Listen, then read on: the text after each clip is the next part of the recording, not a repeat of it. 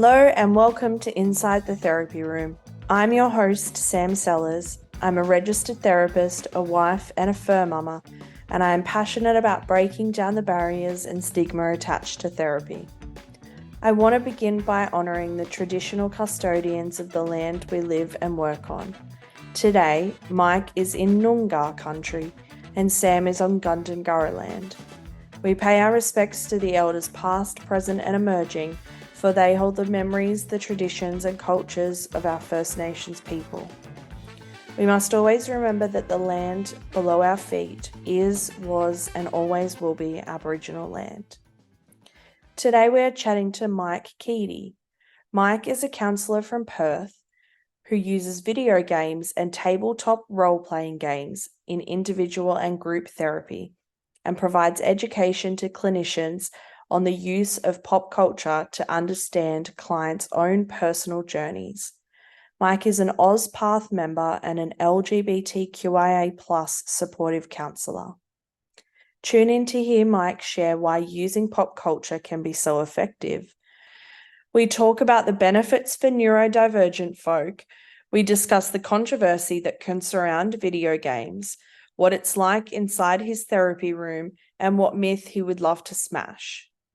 We hope you enjoyed joining us inside the therapy room. Well, Mel, welcome. It is so nice to have you. Your episode I am very excited about because it is unlike, I guess, anybody else's, in that you use popular culture, gaming, all, you sort of self-profess the nerd therapist, yeah? Yep, it's the name. So I guess, these are typically things that people would not necessarily associate with therapy, which I love. I love when people think out the box and involve things that are a little bit off the beaten track. So I love that. Tell us a little bit about how you work, the types of things that you utilize. It comes down to the person because I use a few different approaches and styles, but at the end of the day, I see it as horrifically pretentious as this is going to sound. I see this as kind of, I got told during my degree, meet your clients where you are. And I'm like, cool, I will. Where are you? I'm in Star Wars. Wicked, let's do it. So I'll get a referral. I'll be like, they really love Minecraft. I'm like, sweet, let's play Minecraft. Yeah. Or I've got like a teenager who doesn't have like their group of people and they love fantasy stuff. I'm like, wonderful. I run the Roll for Growth program, which uses D&D for group therapy. Let's work on that social anxiety while we're playing a game with a group of people that also don't have their people. Yeah.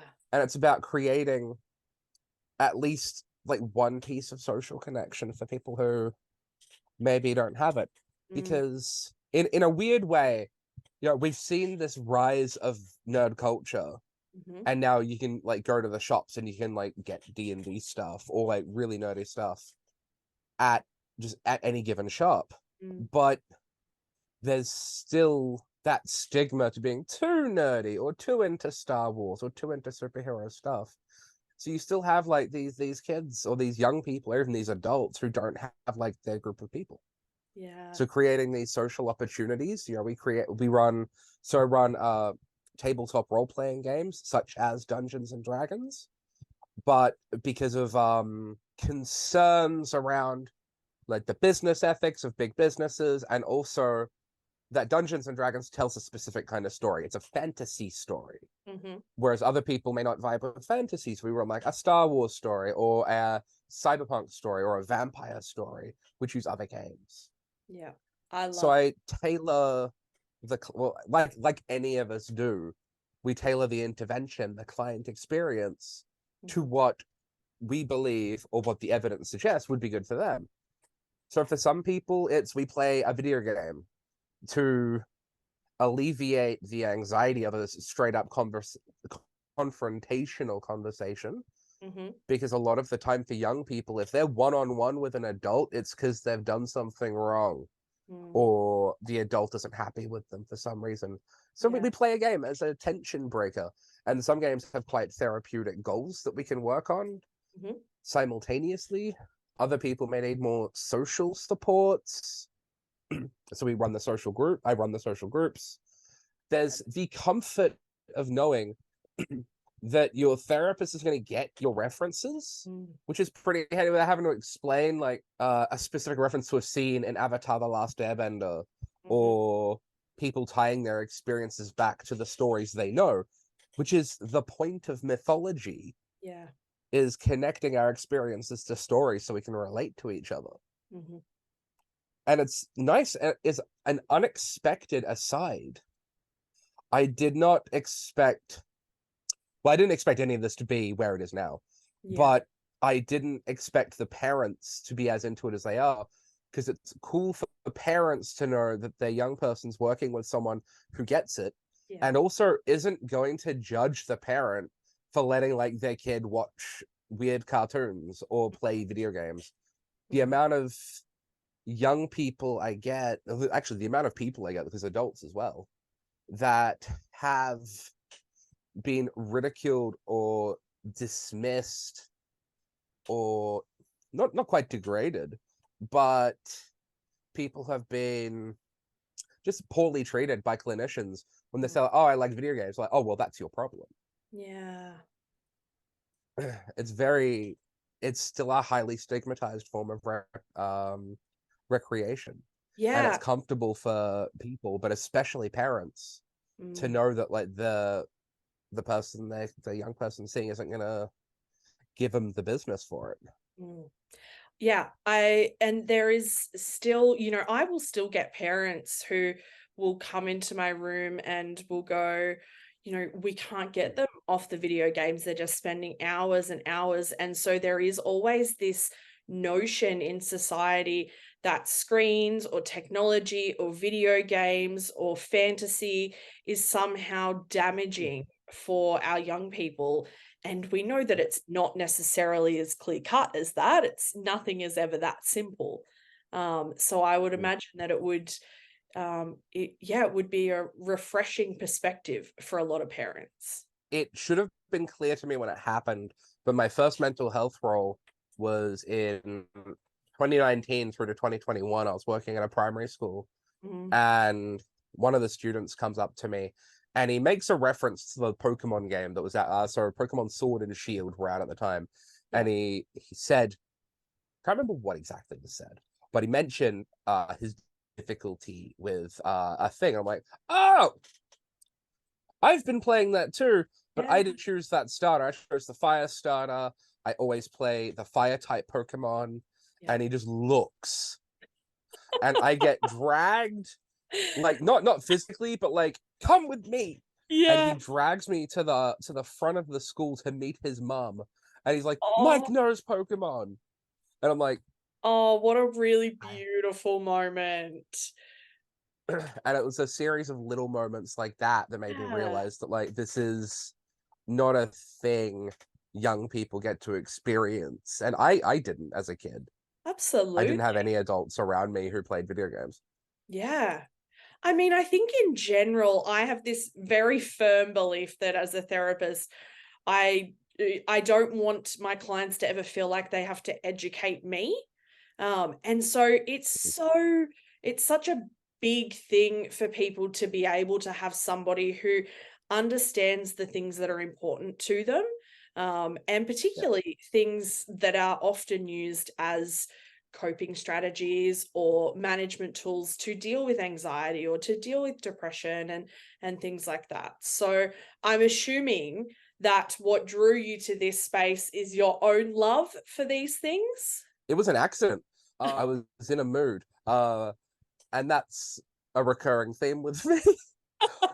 So I'll set a scene. It was 2020. It was September. I graduated February 2020, and then had a little break. I had a little break.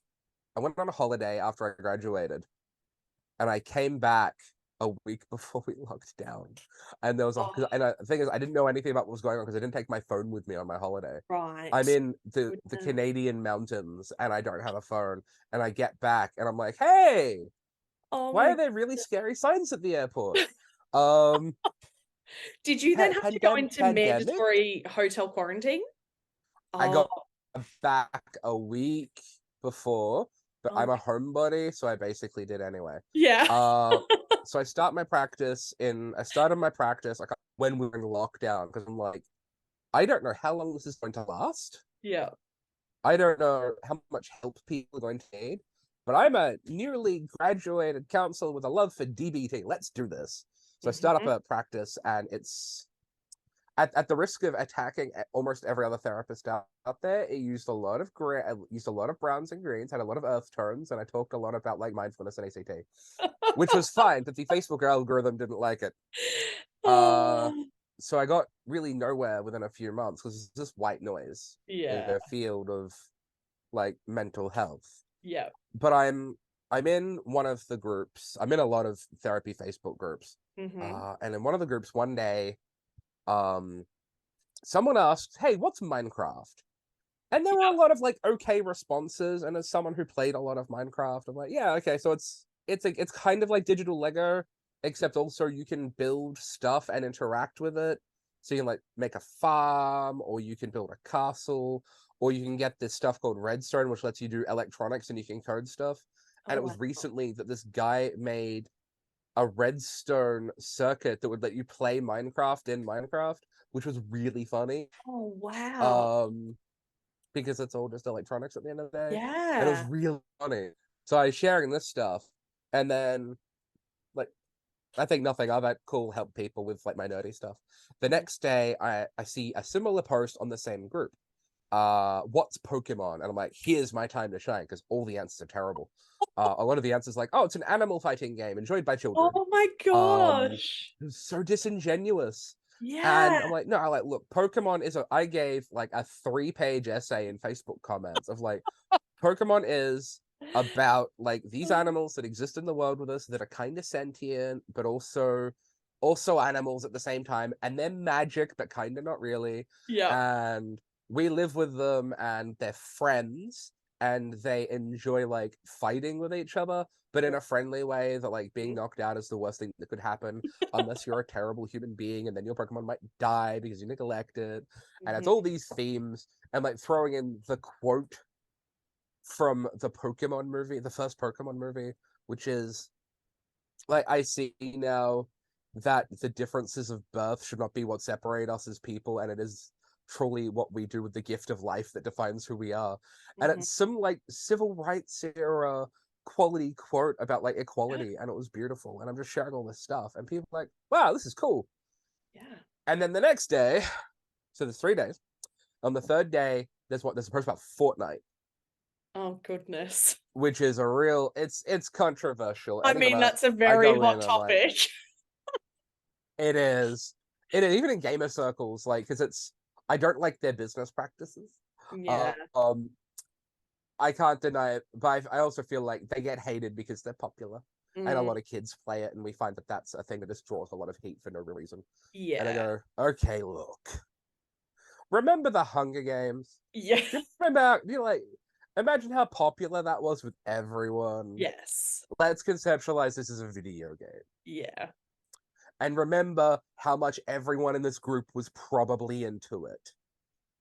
And then explain that. And then I'm sitting there one day and I'm like, there's a post about what is Pokemon again. I'm not doing this with that. I'm not doing this again.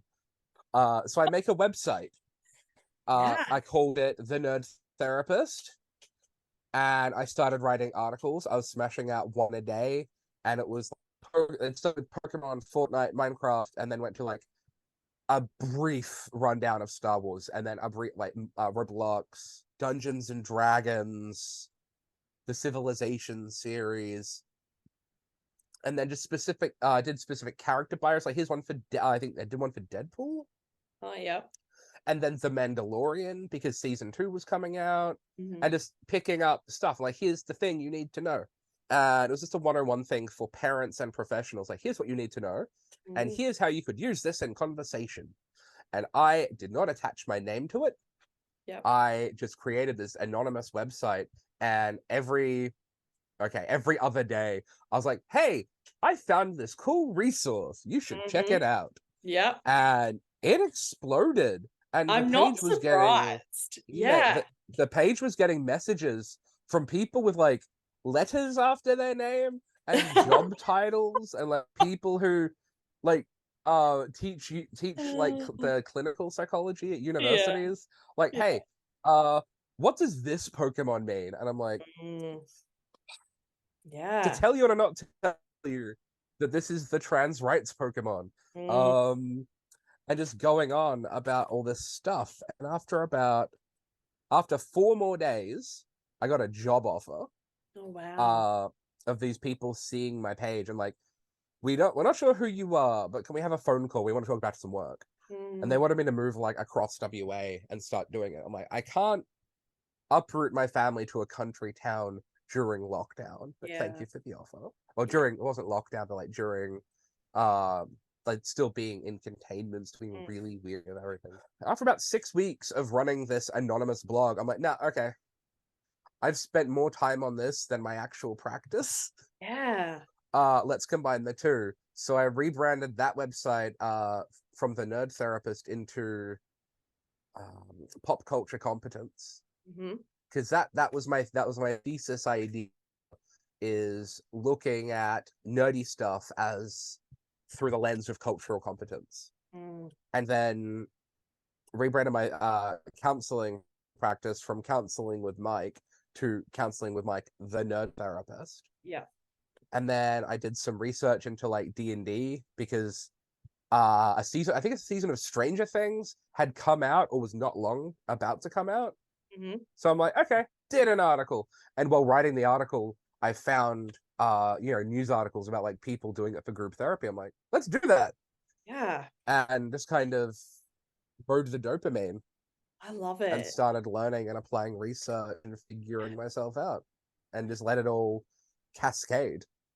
I mean, it's so great because there is just so few things like this to use what is current, what is popular, what people are enjoying, that we generally just see as pure enjoyment, as something that actually could be enjoyable, but also meaningful and helpful and all of those things. I think it's great. It's really interesting because I have met people, and this is going to sound peculiar to a lot of your listeners. I've met people from the Jedi religion Mm. who are wholeheartedly not like devotees of the Force. It's not, because it's the Force isn't real. Who don't, they don't believe Star Wars is real.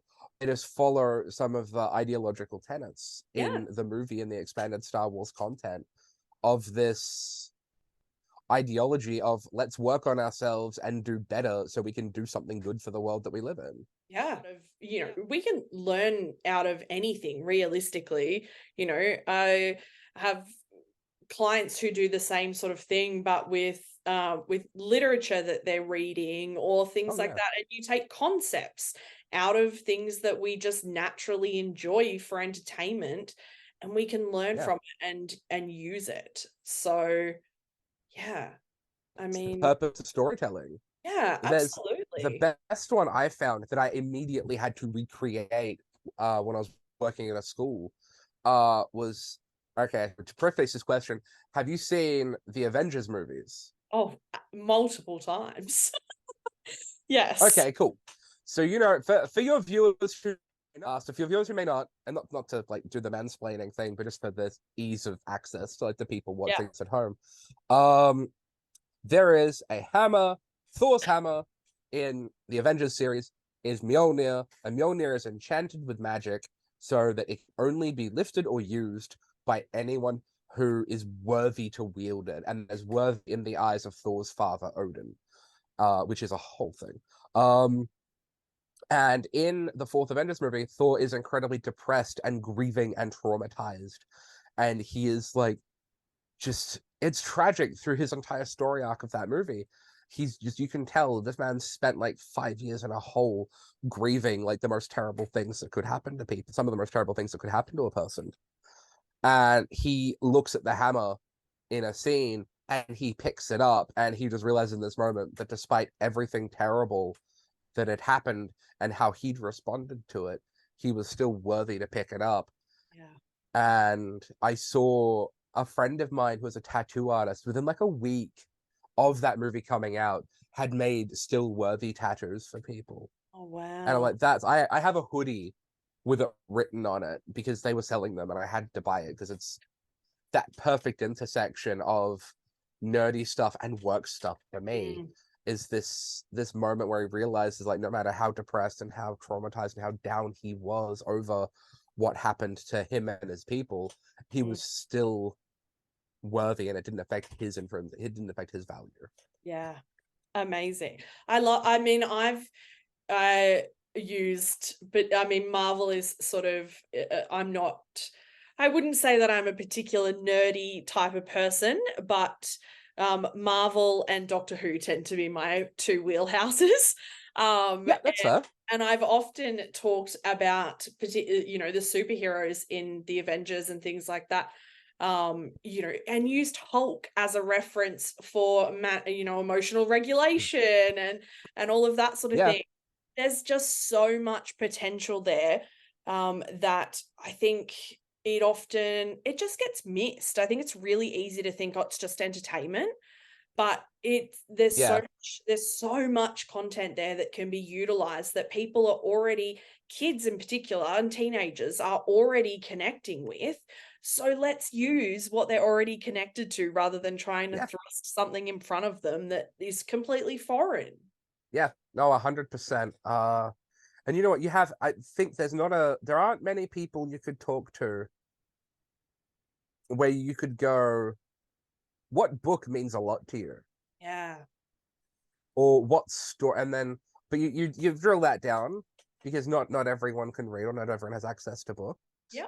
You're okay, what story means a lot to you? It's the same question, but multimedia. Yeah. So you could talk about like the video games that meant a lot to you, or what characters you relate with. Yeah. And there's a lot of stuff that can be done in that sphere of like, how does this, in that most horrifically cliche therapist line, it's like, how does this make you feel? Yeah, absolutely. Yeah. And characterization is something that's really easy for people to conceptualize, you know, because we do so much character stuff with movies and books and TV shows. It's really easy for people to sort of understand that concept. And I mean, I tell you, the amount of people who talk about Sheldon Cooper, for people who don't know, Sheldon Cooper is in the TV show The Big Bang Theory, who is very obvious is on the spectrum and has a lot of beautiful quirks that make him very unique. But he is a very unique character. But the amount of people that identify with him, and often in the show is painted as quite an annoying character, and at times, you know, frustrating to be around. So many people are connecting. And I mean, just even last week, I think I had like 5 clients bring him up. Like, it's just, he's a very relatable character, I think, for some people. That's interesting for a show that's been over for as long as it has. I know. Because I'm fun fact, not a fan. Wow. No, not at all a fan. Partly I feel I like got a lot of that's more personal bugbears with controversial it. than Part of it, Fortnite. well, I've got a lot of notes, but one of the notes is, for a show being about what it says it's about, they get so much wrong. Yes. And that's what annoys me, because that's Yeah. one of the things that annoys me. Part of the other thing is like, oh god, they're all terrible. Yes. Especially because I've got I know people rewatching it at the moment, and I'm like, Sheldon is horrifically sexist in the first couple of seasons, and I'm like, Oh, very. wow. Yes. I mean, they all are, to be honest. All of But the, it's very, the oh yeah, four male definitely. leads, they all are. But Oh no, yes. no. 3 are sexist, 1's a predator. Let's just not, Oh, if yes. you know If Oh you meet yeah. Howard Wolowitz in real life, unfriend them. Oh, Just stop. yes. That person he's horrible. Absolutely. No, Yeah. not a fan. Yes. Ugh. But I mean, I think it's really interesting because we all, so many of the TV shows that all came out around the same sort of era have there's so many things that are problematic about some of the storyline Yeah, that characterization, but that late thousands period mm, was a weird transitional period of like the 90s is over. Let's not just have yes, like wildly transphobic stuff in the storyline, yes, but also let's push other boundaries. And yeah, then you get just some of the stuff that was coming out then, like looking back, it's like this wasn't that long ago. I know. My wife and I recently rewatched. I rewatched. She had never seen it, but Yeah. we watched Two Broke Girls, which is Oh a yeah. wildly funny show. But there is so much problematic with it. So many transphobic, so many racist Ugh. jokes, and it's just like I loved it, and I'm sitting there rewatching it, going, "Oh, that is a bit yuck." Like, No. and it It, just it sort of, it gets it yeah. gets to a sorry. No, you're right. It reaches a point, where it's like I actually can't continue with this. Yeah, Yeah, no. Oh absolutely. boy. So I It's yeah, guess sorry, go. no, New no, topic, let's go. no. I was like, I feel like we might be digressing, but I do that. I'm I do that. wondering, You've got I to stop guess, me. are there presentations that benefit more from this type of therapy? This is a fun question because I work, given like a lot of my social media stuff and a lot of stuff I talk about is obviously at neurodiversity specifically. Yep. With the say that neurodiversity is more than just autism and ADHD. So Yes. talking a lot about neurodiversity on the whole, I work with a lot of autistic people or ADHD people, ADHDers, which doesn't roll off the tongue, but that is the phrasing. Um, I work in that space a lot, and it's probably the secret specialty, the secret group. I call it the accidental specialty is people recovering from like mistreatment by previous therapists, Oh wow. who've um given them who've like criticized or been just generally not nice to them because of what they're into. And I touched on this earlier, and it's honestly been like quite a few people. I worked with a few young people who the first thing in the referral was like, we are coming to you because you don't seem like a professional, and that's what we need. Yeah. Because when I first graduated, when I was working in my first job, I was business pants, button down. I'm looking nice for my business job Yeah. because I've come from bartending and construction, and now I can look nice for my professional job.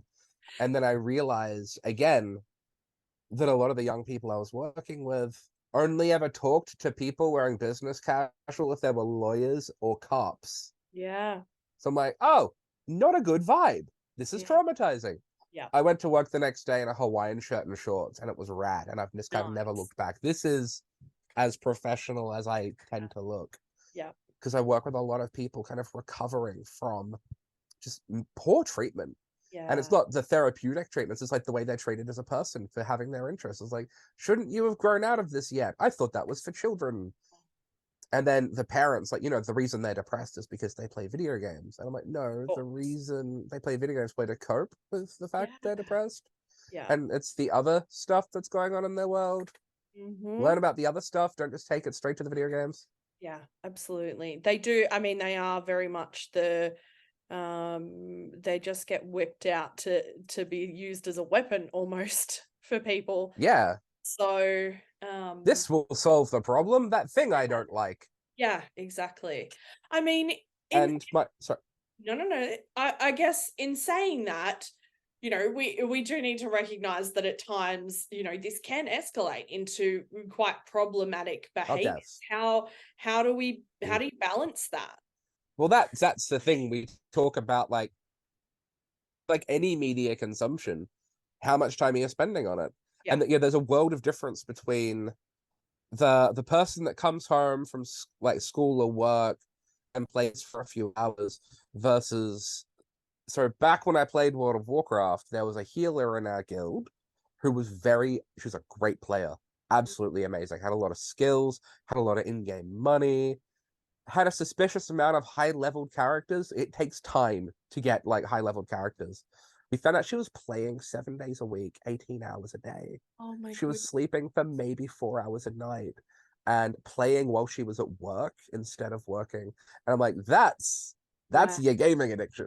Yes. Yeah. That's your person putting in more hours than like the hardest job. Mm. Oh, That's your gaming addiction. But I've said, and it's kind of my own personal belief since I was 10 years old and told I played too many video games, is, and at the time I wasn't, but it did escalate for me as well. But I kind of aligned myself with this idea that I'm not going to accept criticism on the way I spend my free time from people who watch the same amount of television. mm. Because it Absolutely. is all just the way we play games. Yeah. Some notes on how some games, especially like some of these free-to-play mobile games, are nothing more than Skinner boxes pushing the button for the dopamine of the flashy lights and Yeah. the ads for the microtransactions.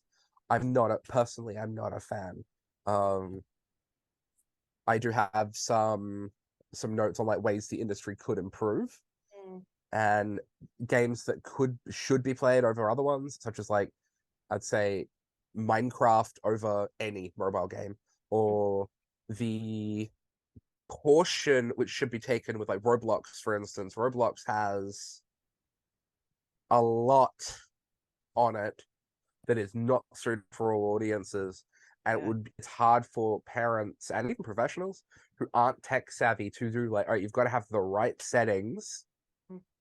of like the right social settings, right social privacy settings, so you're not getting messages from people you aren't friends with, but also the right kind of awareness from the grown-ups to know that some of the stuff on there is not appropriate for kids. Yeah.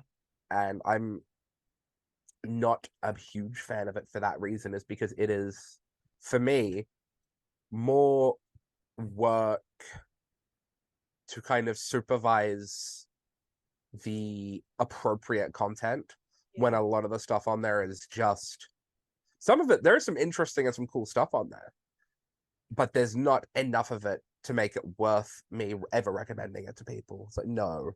Yeah. I mean, Because again, it's got those predatory microtransactions, yeah. plus it's a lot of really scary stuff or a lot of really icky content that is Mm. just wildly inappropriate. Yeah. And I'd rather just recommend someone like Minecraft or Sonic or something. Yeah, I mean, and it certainly is a really difficult space for a lot of parents to navigate, because technology changes so quickly and things get updated so frequently that it is, understandable that parents feel overwhelmed and just feel like Oh yeah. they don't know how to manage that situation. So the only thing that some of them can think of is, well, we'll just not let them do it. Like, we'll just try and take it all Yeah. away because it's just too overwhelming. Yeah. Yeah. So, but it sounds like, I guess, part of the process of ensuring that something that can be just for entertainment or enjoyment and learning doesn't become problematic is that there's more mindfulness about it and Yeah. around the way that you utilize it. It's all about like responsible consumption. But Yeah. my one note, and my one kind of, it's not a criticism, it's just a note on anyone who's like worried.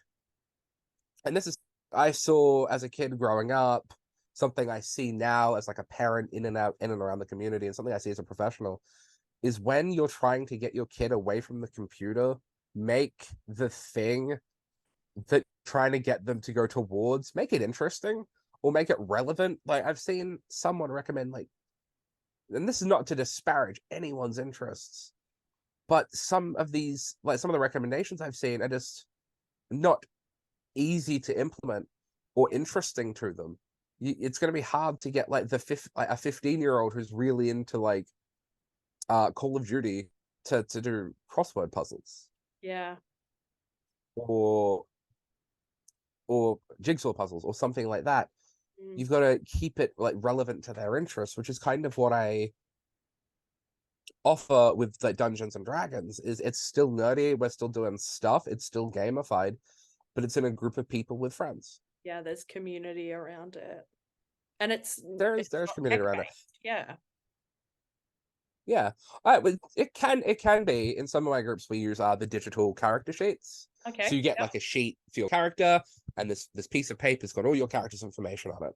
And sometimes we'll use the digital ones if we're updating things or if we're changing stuff. Sometimes we'll use that. So they can be a bit of tech, which is fine for people who maybe need their phone as a fidget or as a distraction or to manage some anxiety. That's valid, and I don't have an opinion.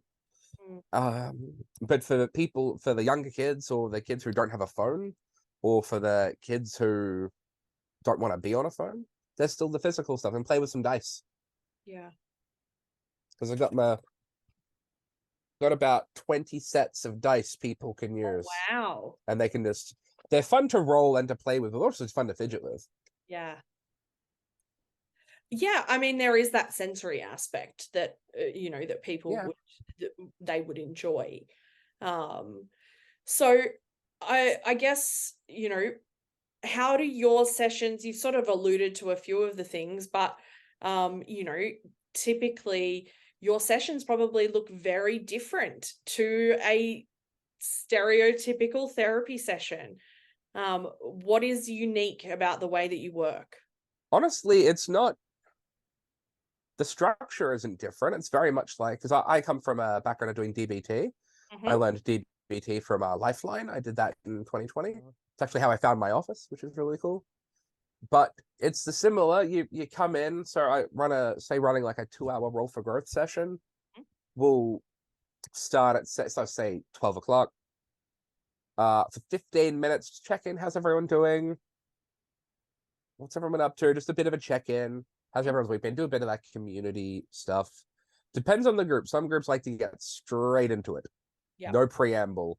But some groups do like to have a bit of a chat and a surprise first. And then we play the game. And then we play, often, depending on how the session goes, try to like end with a bit of a, hey, like a bit of an epilogue sort of thing. So we get to about 10 minutes till the end and go kind of wind things up like, hey, good work, like great teamwork today, great communication. I like the creativity from like this response. Just kind of analyzing the session and having a thought, seeing like some summaries could be made. Because it's really interesting if you look at communication and expressive storytelling through the lens of like the things people want to say or how they wish to see themselves. If you look at it as a power fantasy, without the connotations that power fantasy usually like has, because it's usually quite an icky kind of phrase. But if you look at it as in, if you had magic, this is how you'd act, you can kind of see a little bit about what people are trying to tell you about themselves. Yeah. Especially when it's a repeating behavior, or if they play multiple characters but have all had a similar kind of backstory. There's threads you can pull to learn something about this person deep down that maybe they don't even know about themselves.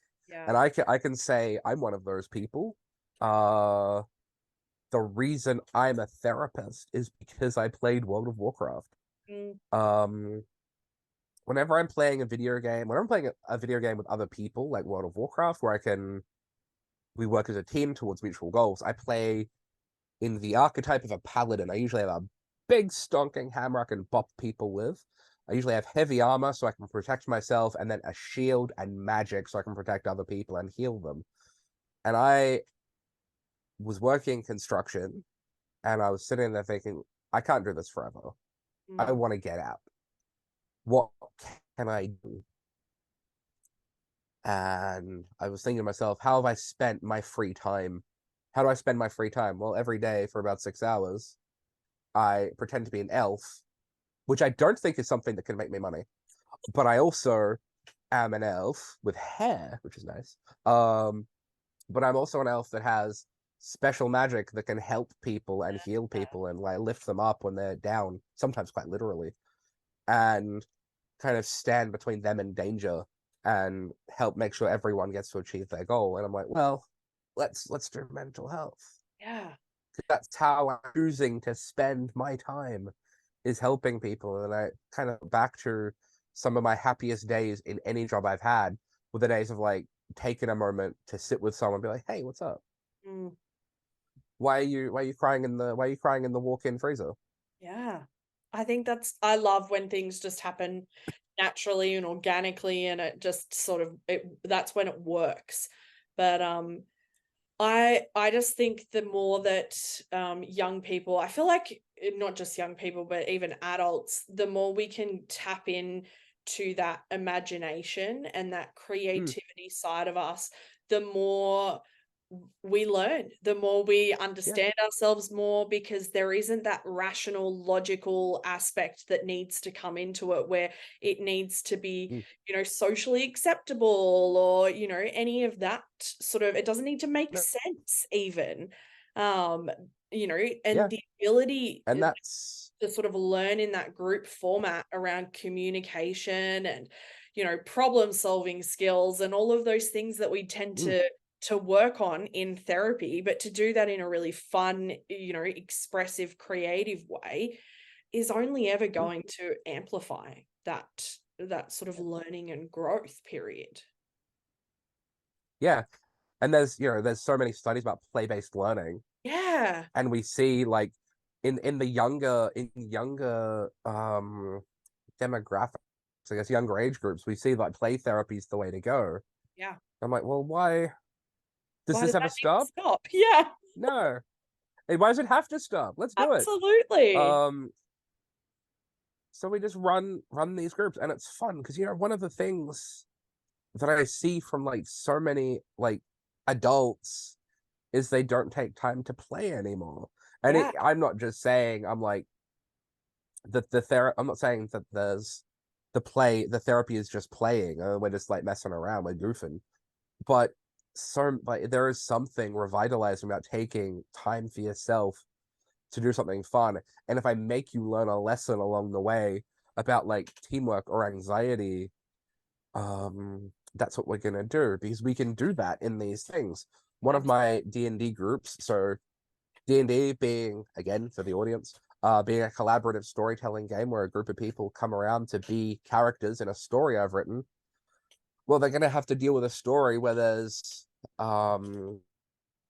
psychic vampires feeding on people's fear and anxiety, and the only way to fight them off is to use techniques to manage your fear and anxiety. And as the game goes on, they get scarier and more anxiety inducing. So you got to get better skills. So Yeah. we'll be there and be like, okay, so you're gonna hunt the vampire. Cool. Sounds pretty scary. How are you gonna regulate? Yeah. And one of them's like, oh, I've got a spell that can summon like an icicle, and I'm gonna use that for tip. I'm gonna hold it above my face. I'm like, yes. Amazing. And we just do this. Yeah, I mean, and I think it was, or I might be meshing social medias here, but I feel like it was you that might have shared a post around like non-fiction being education and fiction being imagination or something, in terms of like literature That and was me. books. Yeah, I loved that, because I was like, that's we often think, it doesn't have to be, fake, or it's not real. No. Like, let's put a positive spin on that, because it's tapping into a part of our Mm, brain that often gets yeah. left aside.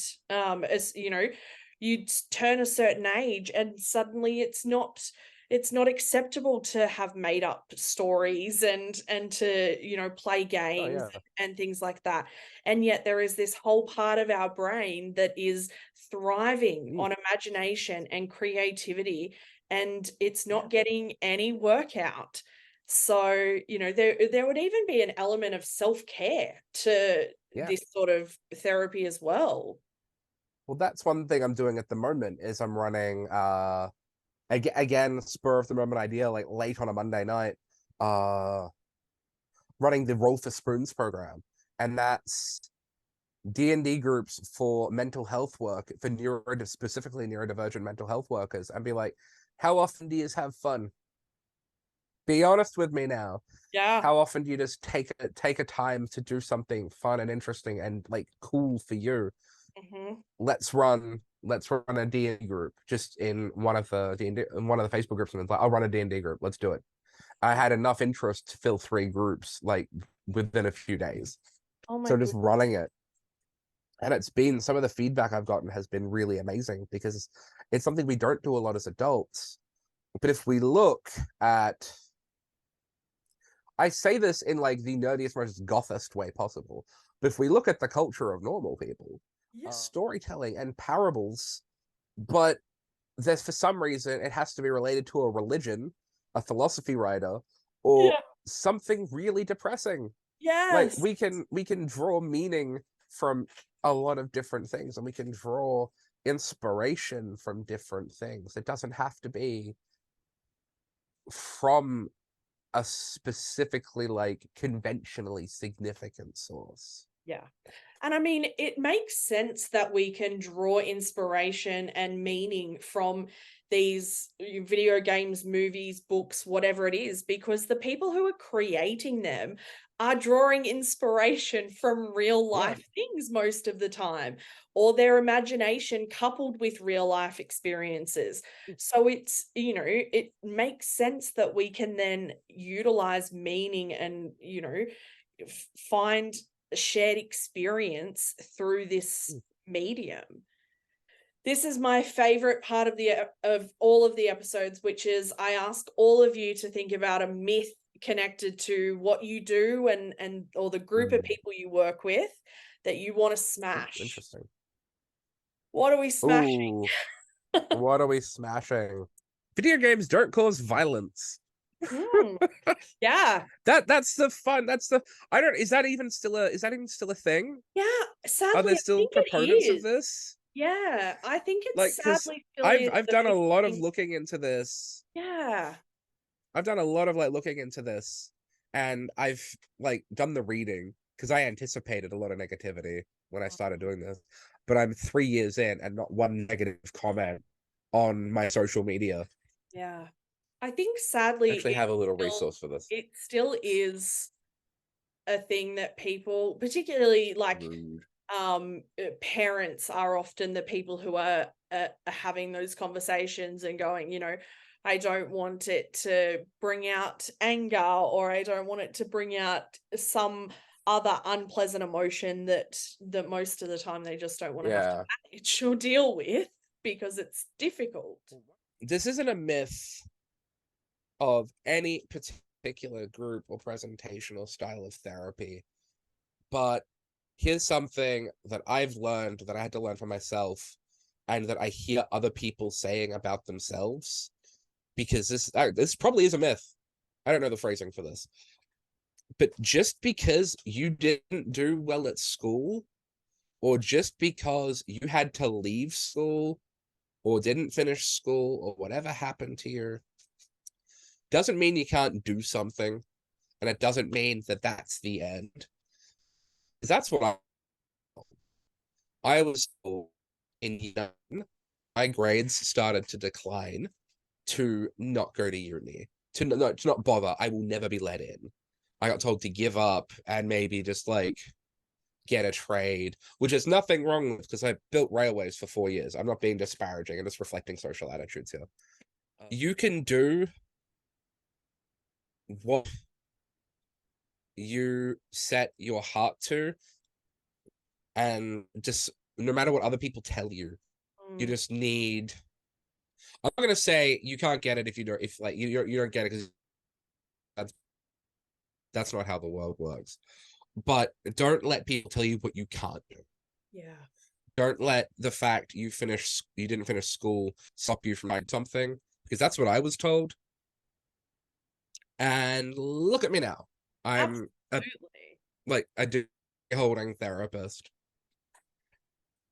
And yeah, because we're told this, that if we don't finish school, like we can't amount to much because there's some sort of invisible test. But not school is not for everyone. Yeah. School is not for me. Whether it's the academic environment or the social environment, it's not for everyone. Yeah. But it doesn't have to dictate the way your future turns out. Absolutely.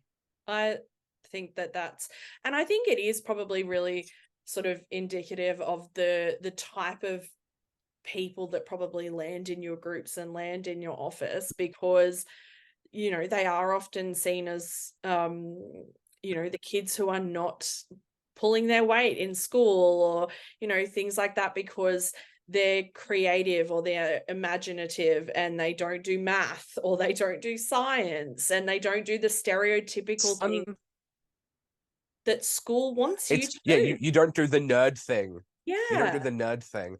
The one I see, and the one I I vibe with the most is would overachieve if they applied themselves. Yeah. But my note to anyone who's ever written that on a report is could they achieve if you created the environment for them to do it? Yes. Because this is, as a fun fact, we're breaking myths and we're telling fun facts, something like 86%, like it's some high percentage in the 70s or 80s of autistic / ADHD individuals who have jobs are self-employed, because that is the only way we get the environment we need in which to just not even thrive, but survive in. And then we can thrive. Yeah. So that's my note on that topic, is to put the onus back on the adult of like, if these young people like myself, like a lot of young people that I've met in and out of work, would thrive if given the right environment to do it. Yeah. And that's kind of one of the basic things we learn in therapy is, we create this room and we create this space for someone to think and learn and grow. Yeah. And let's see if we can provide that very basic idea that Carl Rogers gave us to the other important parts of life. Yeah. Like teaching, like the workplace or the schoolroom, the classroom. Absolutely. I mean, and I think it's important here to sort of note that, we understand that teachers can only do so much. Oh, and yes. Oh, 100%. The education system is unfortunately very faulty and not set up for anybody who is not neurotypical and we're getting straight controversial downhill. today. Yeah, I know. Yeah, no, 100%. No, I thought that teaching was my first preference. Yeah. Because I put it down to when I was leaving construction, I said, okay, teaching, mental health, or personal training. Yeah. And I talked to a bunch of personal trainers because I had access to them through work. They all talked me out of it. Yeah. And then I was working at a supermarket with a bunch of qualified employed teachers. And they were telling me like they have to stay working a second job. Yeah. So for like financial reasons or for job security, because they're employed only on like term or semester contracts. Yeah. I said that I can't do that. Yeah. So teaching was my first idea. And I got talked out of it by the state of affairs in the industry. And I'm still in some of the Facebook groups about like teaching and homeschooling and learning about the industry. And it's really sad that we've got the future of like the world, and more specifically the future of like Australia, and we don't invest everything we have into creating the best for them we possibly could. Yeah, absolutely.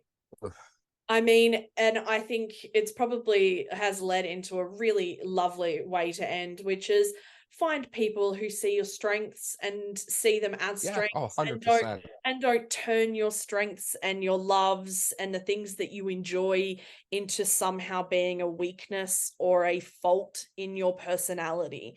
don't settle, amazing. particularly for therapists, don't settle for a therapist who doesn't make you feel anything less than comfy in that space. Yes, I always sort of say, yes, we might talk about things that might make you feel uncomfy, but it doesn't mean you should still feel comfortable around me. If you don't settle for a therapist who sees your unique sense of the world or your unique tastes in, video games or anime or whatever it is, as anything other than a strength in your personality. So I think that's 100%. probably a really great way to end it. Thank you so much. No worries. Thanks for having me. Yeah, it's been It's great. been great. We hope you enjoyed joining us inside the therapy room. Thanks for listening.